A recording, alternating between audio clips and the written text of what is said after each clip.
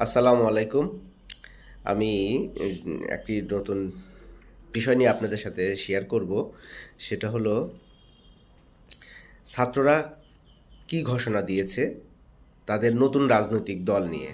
তার আগে আমি আমাদের প্রধান উপদেষ্টা প্রফেসর ডক্টর মোহাম্মদ ইউনূস সাহেবের উম একটা কথা যেটা তিনি বলেছেন ছাত্রদের নতুন দল নিয়ে, সেটা আমি আগে শেয়ার করি। সেটা হলো যে যমুনা টিভিতে উনি বলেছেন, আমি যমুনা টিভির এটা বলছি লেখাটা। ছাত্ররা দল গঠন করছে, এটা দরকার। কারণ তারা রক্ত দিয়ে যে বিজয় অর্জন করেছে তা তাদেরকেই রক্ষা করতে হবে। অন্যথায় সেগুলো সেই সব ব্যক্তিরা নিয়ে যাবে যারা বিগত প্রশাসন ও অন্যর মতো সব কিছুর পুনরাবৃত্তি করার সুযোগ খুঁজছে। যমুনা টিভি। আচ্ছা, এখন যেই পরিস্থিতি চলছে বা বর্তমান যে প্রেক্ষাপট দেখে আমাদের মনে হচ্ছে যে নতুন একটা রাজনৈতিক দল আসতে পারে, কিন্তু সরকারের থেকে রাজনৈতিক দল গঠন করাটা কতটুকু সমীচীন সেটা আপনারা ভেবে দেখেন।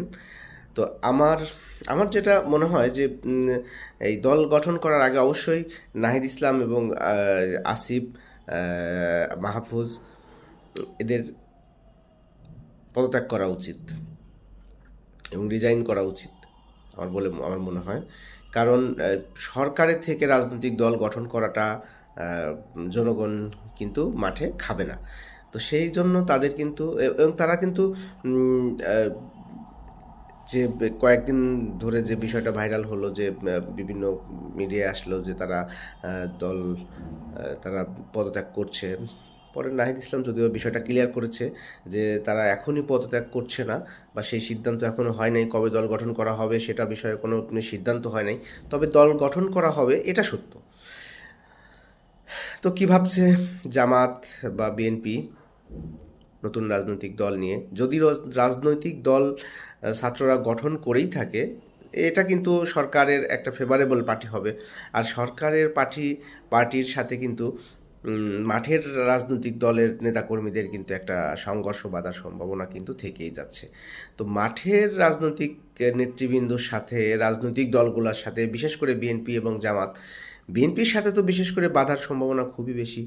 কারণ তারা মাঠের নেতাকর্মী তো তাদেরই বেশি।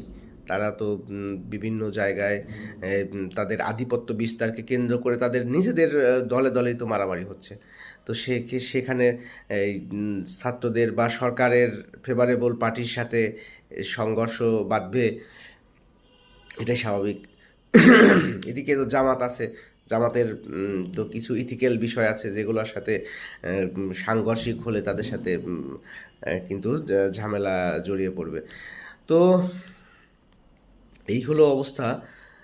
তো দেখা যাক নতুন রাজনৈতিক দল আমাদের কী রাজনৈতিক দল আসে, আমরা সেটা দেখতে চাই। একটা রাজনৈতিক দল দরকার, ভালো একটা রাজনৈতিক দল দরকার, যারা সাধারণ মানুষের জীবন মান নিয়ে কাজ করবে।